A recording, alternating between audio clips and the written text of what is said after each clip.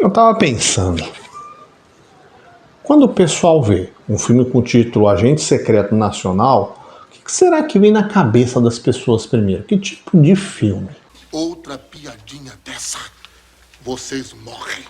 Fala pessoal, tudo bem? Eu sou o professor Luciano Kenji e você está no Cinegel. Você gosta de filme nacional? Você já ouviu a repercussão de O Agente Secreto?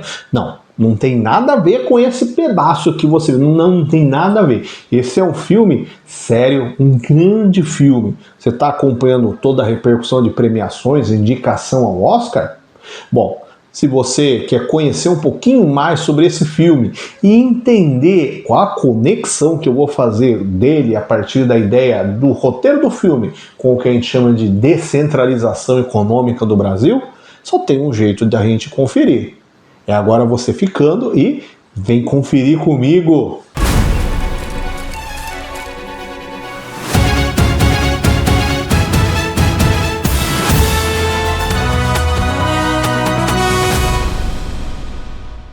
O Agente Secreto, filme nacional de 2025, dirigido por Kleber Mendonça Filho e protagonizado por Wagner Moura. O filme se passa no ano de 1977 e conta a história de Marcelo, um professor universitário que está a bordo de um Fusca amarelo rumando para Recife, saindo de São Paulo, mas com um clima de mistério e desconfiança que traz para nós espectadores várias dúvidas sobre o que está acontecendo.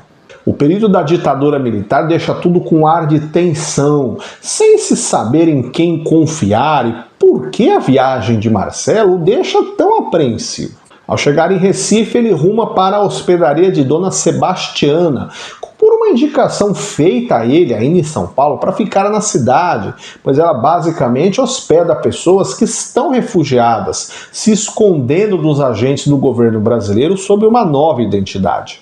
Marcela é de Recife e veio atrás de seu filho, que mora com os avós, os pais da falecida esposa dele e mãe do garoto. Seu plano é ir embora do país com o menino e seguir sua vida longe dos olhares de controle.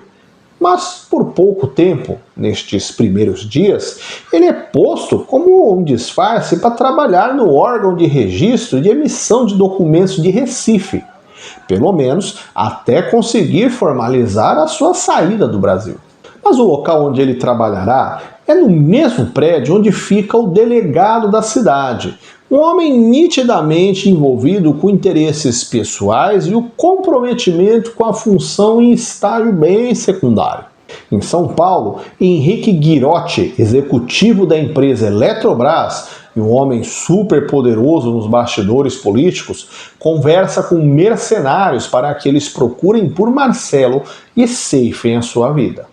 Se você não viu o filme, está meio confuso, achando que a sinopse está bem ruim porque não está conectando nada com nada, saiba que tem um monte de ponta solta de verdade, de propósito, pois o filme nos é apresentado assim e a graça dele é justamente você ir montando os cacos, o quebra-cabeça, para entender a trama toda. Então eu deixo aqui o convite para você conferir esse grande sucesso do cinema nacional e depois você pode deixar seu comentário aqui dizendo o que você achou.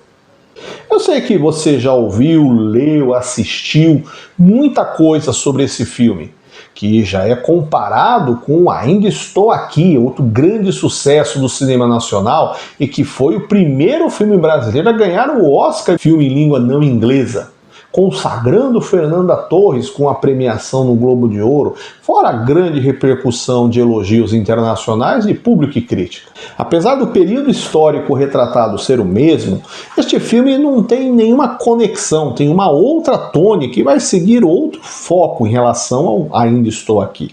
Você pode assistir O Agente Secreto refletindo sobre o olhar do contexto histórico, sobre a questão do investimento educacional, sobre conspiração, perseguição, memória.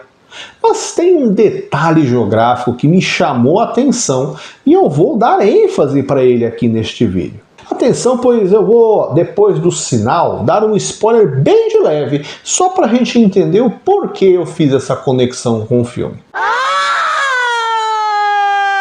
Em um dado momento, o filme aborda a questão dos investimentos federais feitos na Universidade de Pernambuco, com o questionamento do personagem de Guirotti, pois ele afirma que a verba deveria atender ao eixo das grandes cidades do Brasil, na parte sudeste, e não a Recife, no qual o investimento feito lá não trará nenhum benefício para, vamos chamar assim, o centro efetivo do país. Portanto, temos aqui o tema da descentralização econômica do Brasil, que é algo que hoje a gente vê toda a repercussão dela já no país atual. A descentralização econômica do Brasil é o processo pelo qual as atividades produtivas, os investimentos, as decisões econômicas, elas deixam de se concentrar em algumas, na verdade poucas regiões do Brasil, no caso especificamente o Sudeste, e passam a se distribuir de forma mais ampla pelo território nacional. Este processo envolve tanto a instalação de indústrias e serviços em novas áreas, quanto o fortalecimento das economias regionais, reduzindo a dependência dos grandes centros urbanos mais tradicionais do Brasil, como São Paulo e Rio de Janeiro. Caso você queira conferir vídeos que falem um pouco mais sobre a questão da formação do Brasil e o tema de descentralização, no caso industrial, confira depois os vídeos aqui sobre Caramuru, a invenção do Brasil, e indústria americana. Descentralizar a economia significa espalhar os polos de produção, de emprego e de renda por diferentes regiões do país. Em vez de uma forte concentração industrial e financeira em poucas cidades, ocorre a formação de novos polos econômicos em áreas antes consideradas apenas periféricas. Isso inclui a expansão, por exemplo, do agronegócio no Centro-Oeste, o polo industrial novo da região Nordeste, o eixo minerador da região Norte e a interiorização de serviços e as universidades em diversas regiões do Brasil. Este processo não elimina a importância dos grandes centros, mas reduz a sua exclusividade como motor do crescimento econômico nacional. Historicamente, o desenvolvimento econômico brasileiro foi bastante concentrado no Sudeste, sobretudo a partir do período da industrialização iniciado no século XX, nos anos 1930, quando São Paulo se tornou o principal polo industrial e financeiro do país. Essa concentração gerou essas grandes desigualdades regionais, que é o que nós visualizamos hoje. E você pode conferir um pouco mais de detalhes assistindo o vídeo aqui do canal sobre o filme Getúlio. A partir da segunda metade do século XX, principalmente entre as décadas de 50 e 70, o Estado brasileiro passou a adotar políticas de integração nacional e desenvolvimento regional descentralizado.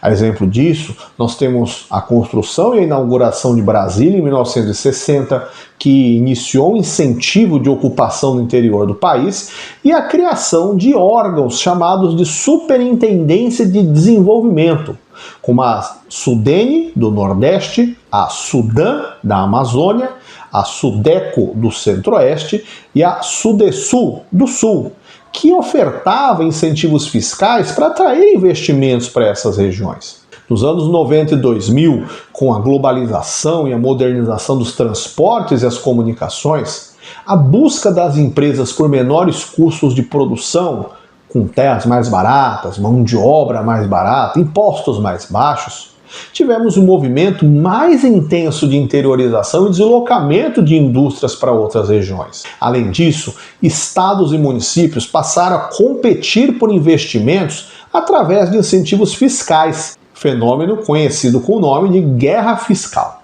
Entre os principais efeitos positivos da descentralização econômica estão a geração de emprego em regiões antes menos desenvolvidas, o crescimento de cidades de médio porte, a redução do processo migratório para as metrópoles da região sudeste, como São Paulo e Rio de Janeiro, e o fortalecimento das economias locais. O Centro-Oeste, por exemplo, passou a ter uma grande relevância no avanço do agronegócio, enquanto a região Nordeste recebeu uma série de polos industriais com o setor automotivo, têxtil, petroquímico, além de uma forte expansão no setor turístico. Por outro lado, há também algumas críticas ou reflexões, pois a chamada guerra fiscal reduz a arrecadação nos estados e nem sempre garante o desenvolvimento a longo prazo da região. Além disso, a expansão econômica em novas áreas pode provocar impactos ambientais que até então não pareciam tão presentes e começam a criar um novo problema, principalmente no norte e no centro-oeste, com o avanço de atividades rurais do setor agrícola, pecuarista e minerador. Outro problema é que mesmo com a descentralização, as desigualdades regionais elas continuam a persistir. E muitas regiões continuam dependentes de atividades primárias e através da oferta, do atrativo que levou o investidor para lá, tem ainda a manutenção de salários baixos para a sua população. Fato é que a descentralização econômica no Brasil representa uma forma de desenvolvimento que é mais equilibrada entre as regiões, diminuindo a histórica concentração no Sudeste. Outro fato importante é que a descentralização, ela sim, criou esses novos polos, diminuiu sim a dependência, mas continua mantendo ainda como grande destaque o eixo da região Sudeste, com a região Sul, principalmente os estados de São Paulo e Rio de Janeiro. E aí, você já assistiu esse filme? Você gosta de cinema nacional? Você prefere este, O Agente Secreto, ou Ainda Estou Aqui? Deixe seu comentário aqui embaixo. Se você gostou, dá um joinha, compartilha com os amigos e a gente se vê no próximo vídeo. Até mais, tchau, tchau!